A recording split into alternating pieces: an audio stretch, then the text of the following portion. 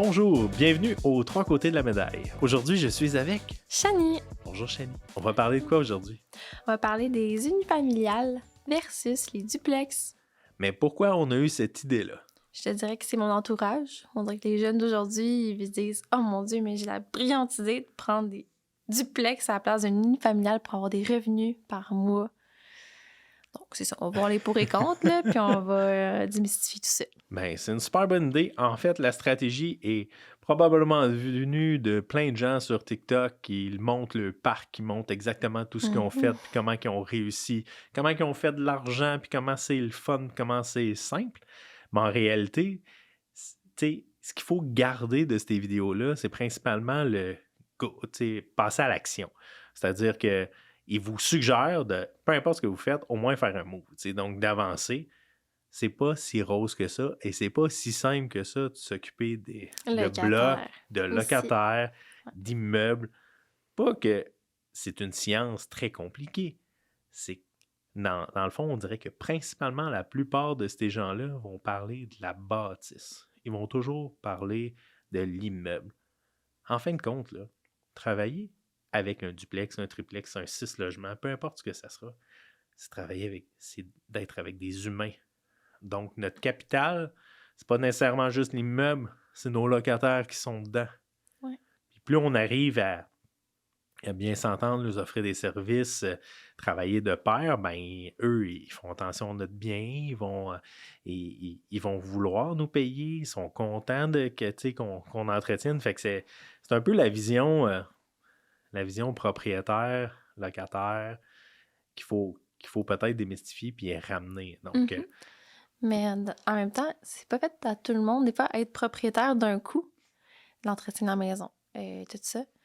Plus le fait qu'il y a un locataire, là, ça en vient jouer beaucoup pour, surtout, mettons, la première acquisition.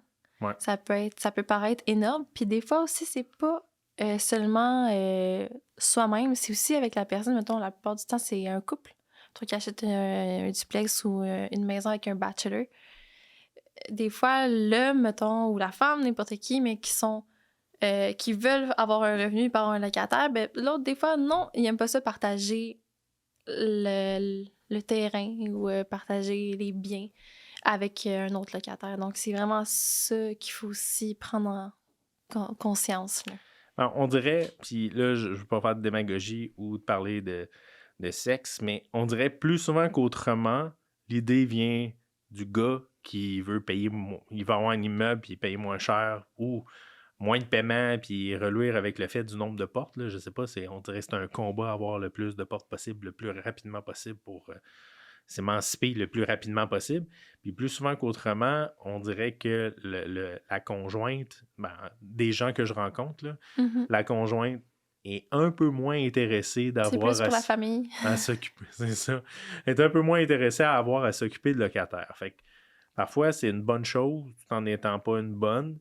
L'idée est de passer à l'action puis de voir ce qu'on... On est mieux d'avoir un duplex que vivre en appartement habituellement parce que le duplex, il va rapporter des sous. Puis la journée que la famille s'agrandit, mais ça peut être un bon move. On garde l'immeuble, on se rachète une maison, puis on commence à jouer au Monopoly comme ça. Fait que, il y a beaucoup... en fait, la vision entre l'unifamilial et le duplex, je pense, passe par le fait qu'un va être un actif, il va générer des revenus qui va permettre de gérer ça comme si c'était une entreprise. Puis l'autre devient plus comme si c'était un passif. En fait, c'est un bien de consommation qu'on utilise. L'unifamilial, on va aller vivre dedans. Elle va prendre de la valeur avec le temps. On va payer du capital, mais elle ne générera pas de revenus. Tandis que le duplex va pouvoir générer des revenus. Il génère aussi certains casse-têtes. L'unifamilial génère des casse-têtes aussi, mais les casse-têtes, vous les faisiez. Et ça se passe avec vous. Vos décisions se passent tout seul. Dans le volet duplex, il va falloir gérer le locataire, gérer, des fois, de la façon qu'il vit, ultimement, ça sera peut-être pas nécessairement la façon que vous auriez vécu dans la maison. C'est pas la sienne. Fait qu'il y en a qui, pour peu importe la raison, vont moins en prendre soin. Il y a des excellents locataires, c'est que ça va super, super bien. Mais forcé d'admettre que ça va pas toujours bien. Puis des fois, c'est pas par rapport au locataire, c'est que des fois, mettons, on s'aime pas toutes. Des fois, là, je parle, je sais pas comment dire, mais tu sais, Ben, des fois, on a l'humain, des fois, il pas s'entend toujours pas des bonnes avec chimies. d'autres, c'est ça, tandis que ça peut être un super bon Jack, là, tu Ouais. sais. Ah, et puis en fait, ça peut être un super bon humain, on peut super bien s'entendre, mais la façon qu'il va entretenir votre bien, ben c'est peut-être qu'à ce moment-là, tu sais, c'est Ouais. émotif, là.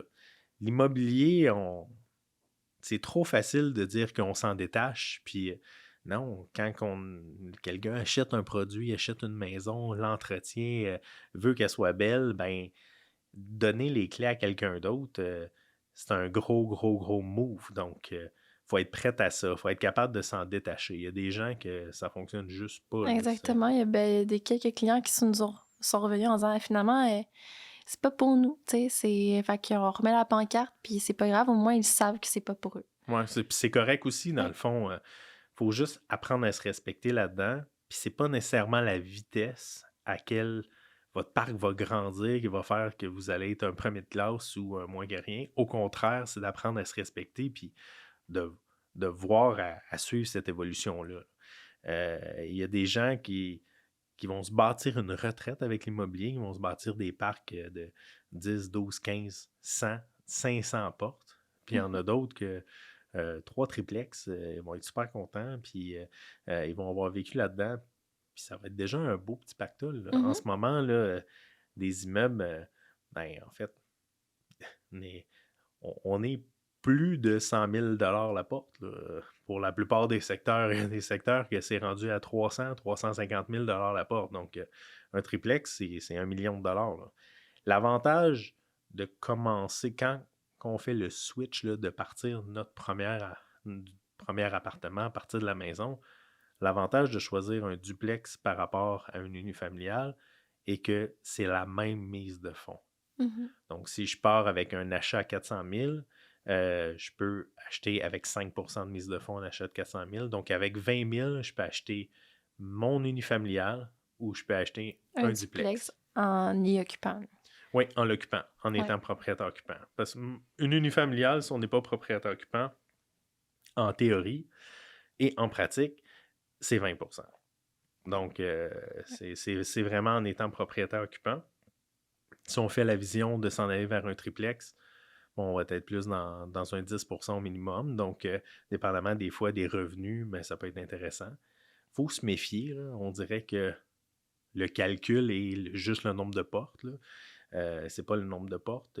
L'immobilier à la base, là, c'est un secteur qu'on achète. C'est un terrain. Puis sur ce terrain-là, il y a quelque chose de bâti dessus. Que ce soit un duplex, un triplex, le but, c'est de voir est-ce qu'il y a une façon de l'optimiser. C'est-à-dire que je suis dans un secteur que c'est toutes des 3 étages, mon duplex a 2 étages. Est-ce que je pourrais en faire un 3e éventuellement? Est-ce qu'il y a une façon de subdiviser le terrain? Est-ce qu'il y a des services qu'on peut offrir de plus aux locataires?